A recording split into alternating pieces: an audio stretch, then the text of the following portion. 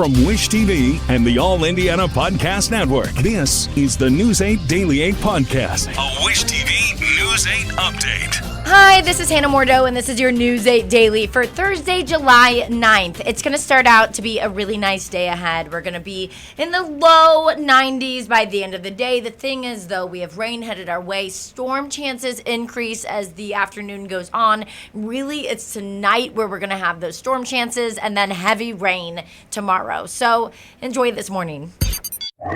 Your day moves fast. Your news should too. That's why there's a new and improved Wish TV app, bringing you more local news, breaking alerts, live streaming, weather forecast, radar, and Indiana sports, all in one place. Customize your news feed to see the stories that matter most to you and get the information you need when you need it. Download the new and improved Wish TV app today on iOS or Android and take News 8 with you everywhere. You're listening to this podcast, so I know you've got a curious mind. Here's a helpful fact you might not know yet. Drivers who switch and save with Progressive save over $900 on average. Pop over to Progressive.com, answer some questions, and you'll get a quick quote with discounts that are easy to come by. In fact, 99% of their auto customers earn at least one discount. Visit Progressive.com and see if you can enjoy a little cash back. Progressive Casualty Insurance Company and Affiliates. National average 12-month savings of $946 by new customers surveyed who saved with Progressive between June 2024 and May 2025. Potential savings will vary.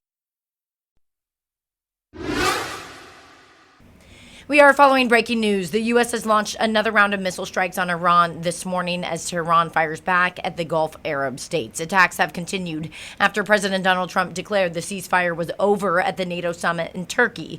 U.S. officials say the strikes targeted around 90 military sites and port facilities. Iran responded by firing its own missiles and drones toward Bahrain, Kuwait, and Qatar. American officials say those attacks were intercepted. Iran has also reported explosions near several military and nuclear-related sites, and its state media says 3 people are dead in the southwest part of the country. Yesterday, President Trump said anything that happens is going to happen very fast, suggesting American forces would finish the job.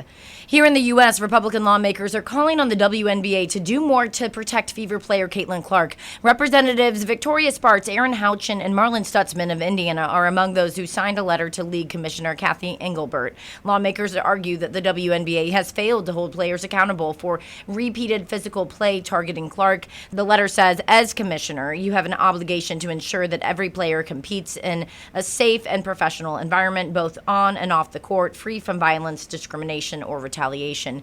If discrimination or retaliation is occurring and creating a hostile work environment, we support any appropriate investigation by the Department of Justice, the Department of Labor, or the Equal Employment Opportunity Commission. If true, such conduct could constitute violations of federal civil rights laws. The Indiana Fever responded with this statement. We have been clear in our public comments and our ongoing dialogue with the league about the priority of player safety. Our players and our fans know where we stand on those issues, and we will continue to stick up for our team and a standard of excellence across the league. Indiana saw one of the largest decreases in veteran homelessness last year, according to the federal data. But as Tim Spears with Indiana's I-Team found, the overall number of people facing homelessness in the state is on the rise. Trying to provide for my kids. It's not the fact that I'm out here, being lazy or not trying to do better. No, I am. Terry Massey was working. She was supporting her 3 children. She was just doing it without a stable place to live. Going to that work, working 10 hours, leaving, going to sleep in my car. Along with being a proud mother, she's a proud veteran. One of the hundreds helped every year by HVAF of Indiana, which helps veterans overcome homelessness. It got Massey this apartment. The best place that I could have imagined, especially being my first apartment. CEO Emmy Hildebrand said HVAF's work is thanks in large part to federal funding because, in her view, Indiana lacks a comprehensive approach to address homelessness. There's no state funding supporting homeless services in our state, and very little local funding outside of Indianapolis. In the last legislative session, state lawmakers banned camping in public areas, what advocates say essentially criminalizes homelessness. Last year, the state also cut funding for the Housing First grant, which supported organizations helping people secure stable housing. There's so many people on the bubble that are just, one emergency away from living in their car or staying with friends and family or being on the streets because we don't have the appropriate system in place here in Indiana. According to the National Low-Income Housing Coalition, for every 100 extremely low-income households in Indiana, just 34 rental homes are affordable and available to those households, like Massey's. Because most people would think, well, if you're bringing in a steady income, you should be able to afford housing. It's not that simple. She's now looking for a job, but she's thankful to do it from a place she can call home. I am beyond grateful and thankful. I literally pray and thank God every day, because for the longest I felt like I was alone. I had to figure everything out by myself, and I didn't. The HVAF CEO said lawmakers assured they would work to support homeless services, but she has not seen any drafted legislation that might be introduced in the next legislative session. Tim Spears, Indiana's I-Team. The nonprofit helping veterans and families of Indiana is welcoming people to celebrate its recovery from a devastating fire. 48 veterans were displaced 2 years ago after the catastrophic fire at the Manchester Apartments. HVAF, which helps homeless veterans and vets at risk of homelessness, was able to reopen the North Tower last July. And now, though, it expects to fully reopen the South Tower by the end of next month. Leaders say safe, accessible housing is crucial to keeping our service members sheltered. When a veteran comes into HVAF, he or she is immediately met with a case manager who helps them navigate the challenges of being homeless. Most people aren't homeless because of one thing. It's one thing that leads to another that leads to another. HVAF is holding an open house at the renovated Manchester Apartments on August 5th. You can RSVP online. Once reopened, the group will have another 14 permanent beds to help men and women who served. Your statewide news network covers Elkhart County, where a 13-year-old girl is in custody after state police say she led troopers on a chase in a stolen pickup truck. It happened yesterday morning. State police say a trooper tried to pull over the speeding Ford F-150, but the driver took off. The chase ended with the truck crashing, got stuck really in a cornfield. They say that the girl ran off before troopers found her nearby. They ended up using a taser to take her into custody. The truck had been reported stolen out of Goshen. The girl was checked at a hospital, then taken to the Elkhart Juvenile Justice Center. The Marion County Public Health Department says it's seen an unusual increase in a parasitic infection that causes explosive diarrhea. Typically, the county sees 3 or 4 cases a year, but there have been 15 cases in Marion County already. The CDC says it has received 145 cases across the U.S. from May to mid-June. Officials say it is contaminating some favorite summer raw produce.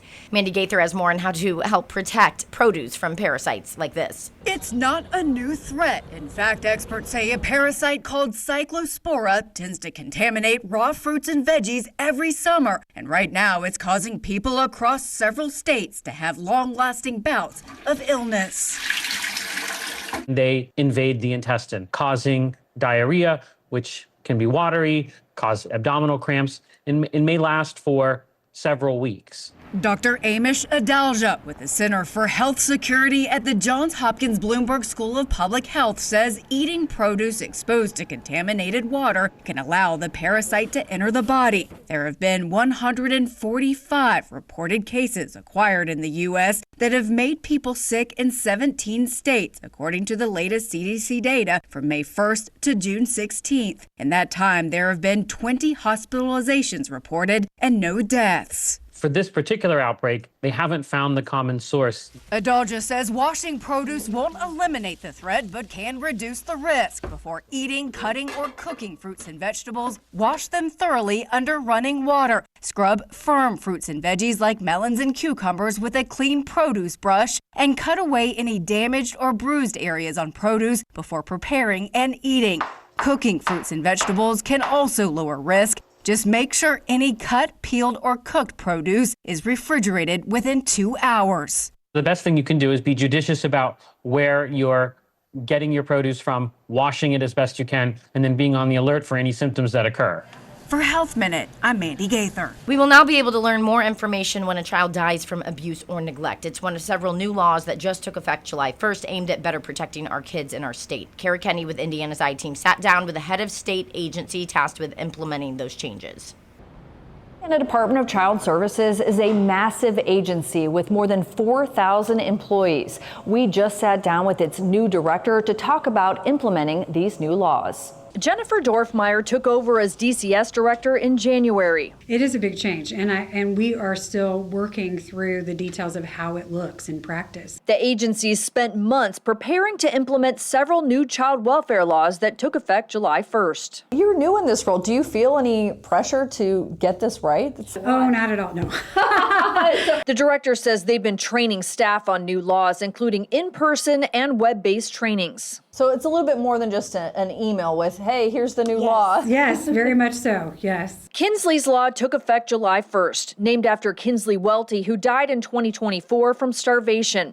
Kinsley's Law requires Department of Child Services caseworkers to see a child in person within 30 days of closing a case. Then we know that safety is present and that we're not leaving loose ends. House Enrolled Act 1257 aims to improve transparency. It says within 5 days of a child's death or near death from abuse or neglect, DCS is required to publicly report any current or past involvement with that child. And so I believe that we'll be able to say the basics. Yes, we were involved, and here we were providing services. And so it may look a little more generic, but I think this will also evolve as we learn more about what implementation looks like. Dorfmeyer emphasizes they still have to protect a family's privacy. HEA 1257 also requires DCS to share public summaries on child fatalities throughout the year. There's actually been a lot of work in this space getting ready for this, and I think that you will all appreciate what you see at the end result, which will be going live fairly soon. We have really looked at the Arizona model and the way that they share their fatality information, and so we'll have a dashboard that shows different icons that show what type of occurrence may have happened. So was it a drowning? Was it a hot car? That new portal will include abuse and neglect deaths that happened after July 1st of this year. Do you think these new laws will help gain public trust? I hope so. I think the work is difficult and complex. So far, the biggest roadblock is making sure the changes follow federal law. It is a big deal. It is. And I think that we will have bumps and we will have successes and a lot of great and wonderful things, and as well as problems as we move forward in implementation. But I think it's a challenge that we're all excited to take. I'm Kara Kenny with Indiana's I-Team. I intend to file my paperwork to withdraw. The process needs to assure that what comes next is reflective of the Mainers who on June 9th turned out and showed that they are desperate for a different kind of politics. It needs to be driven not from back rooms, but by the will of the people. Join me in welcoming my friend, Graham Plattner. That's Democratic nominee Graham Plattner saying he plans to withdraw from the Maine U.S. Senate race. This announcement comes after a former girlfriend accused him of rape. Plattner has denied the accusation and says he's reflecting on the best path forward. Maine Democrats now have until July 27th to find a new nominee. The Fever will try to make a comeback tonight after losing to the LA Sparks on the road. Caitlin Clark returned to the court last night after missing 2 games because of a back injury. She made 9 points in just only 16 minutes. Kelsey Mitchell led the Fever, though, with 29 points. Lexi Hull had 14, too. It was not enough, though, to beat the Sparks. LA won 106-92. Fever's next game is on the road tonight against the Mercury. Tip-off is at 10 p.m. in Phoenix.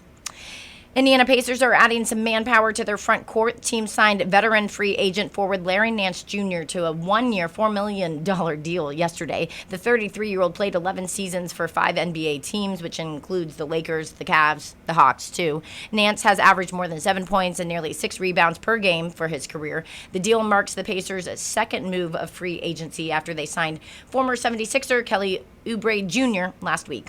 Cold star Adam Vinatieri is getting his place in the team's Ring of Honor. summer. The team says Vinatieri will be inducted October 18th at Lucas Oil Stadium during the home game against the Tennessee Titans. Vinatieri played 14 seasons in Indianapolis after signing with the Colts in 2006. He helped the team win Super Bowl 41 and holds records for points scored, field goals made, and extra points made.